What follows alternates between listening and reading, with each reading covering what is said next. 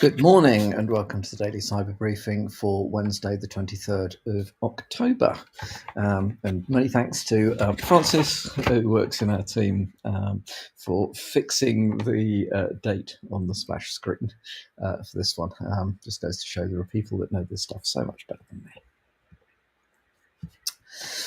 Right, Samsung.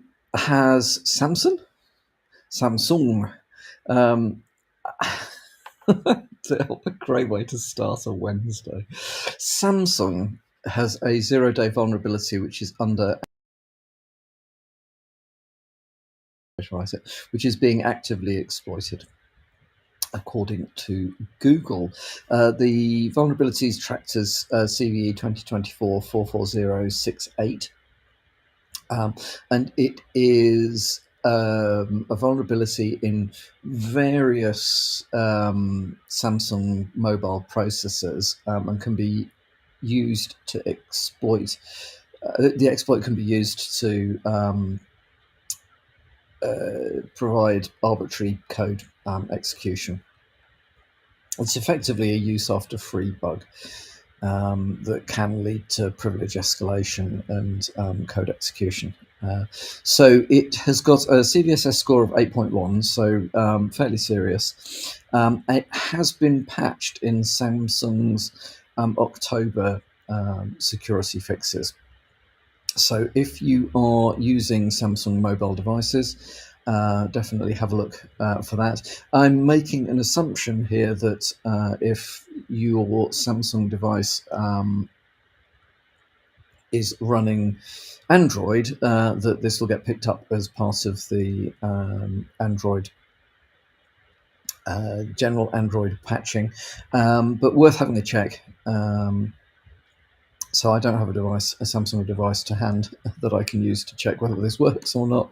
But yeah, I would recommend that you have a look, have a quick read of the article that we will link to the briefing, and apply patches and upgrades if you haven't done so already. And whilst we're on the subject of mobile devices, it appears that both Android and iOS users are at risk from hard-coded credentials in, well, they say popular apps, but I haven't actually heard of any of the ones that they've provided as examples. Basically, what they're saying is that some analysis of apps on being offered on Google Play and Apple App Store has found hard-coded, unencrypted cloud service credentials in the app. So basically, anybody that has got access to the binary or access to the source code, or can reverse engineer a binary to get at the source code, would be able to extract these hard-coded credentials and therefore access the data that sits behind these apps. Have you ever wondered, as you know, I think probably all of us have, in one of those moments at 3 a.m. when you're sitting there putting the world to rights in your own mind, where does my data go when it's in an app? Well, the answer is it generally goes to the big players. So it just goes off to the big storage players, the likes of AWS or whatever it may be. And of course, those accounts will need credentials, and the credentials need to be in some way linked to the app. Well, it looks like through some basically lazy coding on behalf of quite a few apps, they haven't protected those credentials. Therefore, armed with those credentials, you can access the data behind the app. Not a great position to be in. They've listed some examples of this, and I'd be happy to take this at face value, if only because testing it would be probably just it'd be effort not well spent. I mean, you might as well just make the assumption that the researchers have done their job properly. So, of the apps that they offer, there are some picture apps. There are survey apps, video apps, taxi hailing apps. Although the one that the example they've given is in India, and I don't think that. Well, if you're listening from India, hi, a big shout out and welcome to you. But I don't think we have many, if any, people in India. If you are, by the way, Meru cabs, watch out. The only one that's would appeal to me. Well, there's a tinnitus relief app which I should probably use, but seeing as I have tinnitus fears too much loud music and loud motorbikes. The other one that would be quite interesting to me, I think, would be Eat Sleep Ride motorcycle GPS app, but I don't use it. That's got hard-coded Twilio credentials, 100,000 users. I mean, some of these other apps have got millions of users. I think the most common app there has got a few million users. So what can you do about it? Well, other than implementing something on the endpoint that catches this stuff, not a lot, really. Apply pressure to the developers of these apps and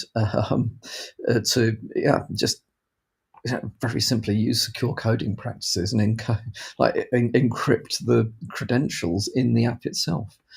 Not difficult, but it's worth a read because firstly, it does confirm that there's no magic involved in where the data goes in these apps. They just go off to the normal places behind the scenes, and B, you can't rely on you can't even rely on the better Play stores or app stores. The Google and Apple are not 100% on top of this stuff.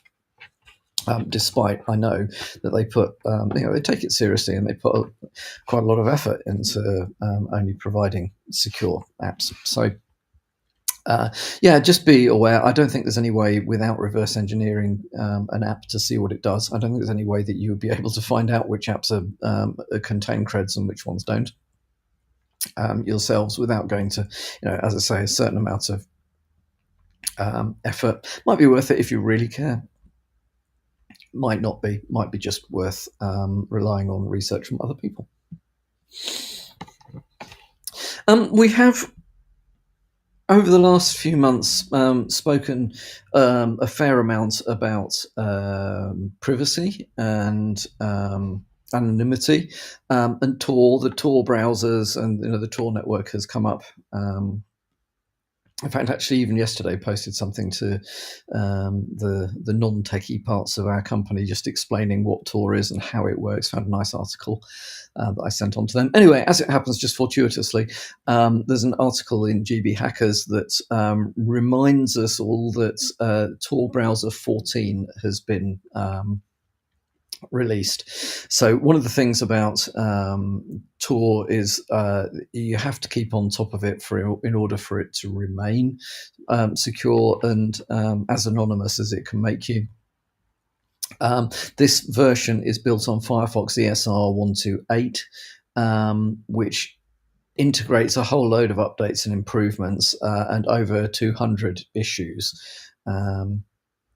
So one of the key things is there are some new features for Android, which I think will be of advantage if you are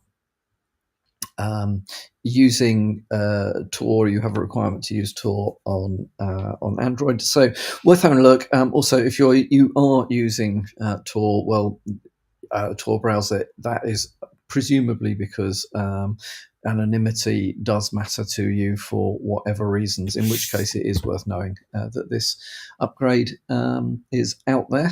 So as I say, staying on top of this stuff is very important.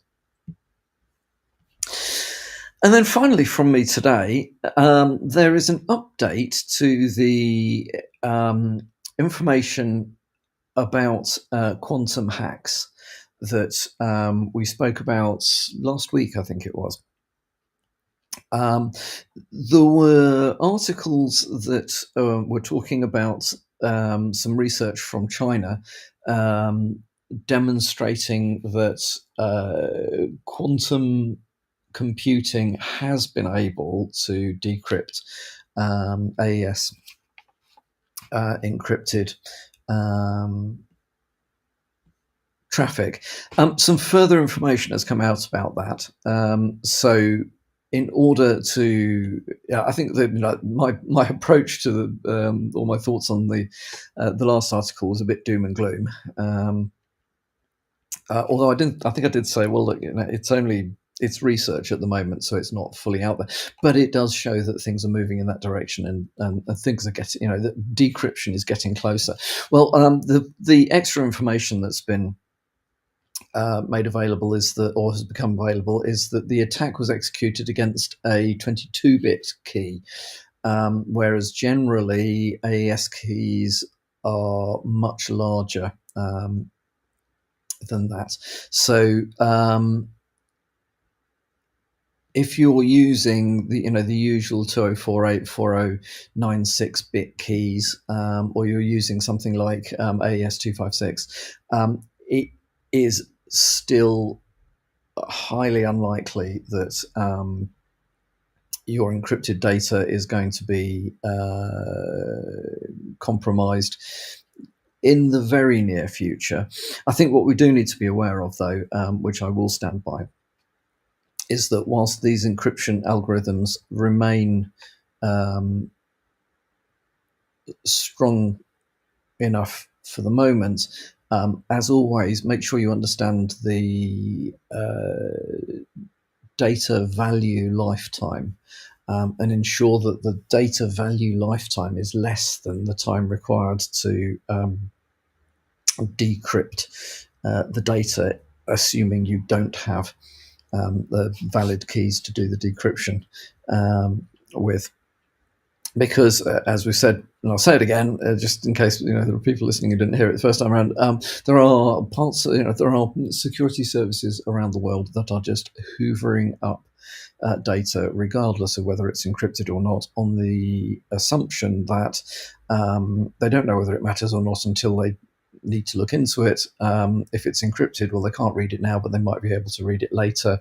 And the fact that encryption doesn't provide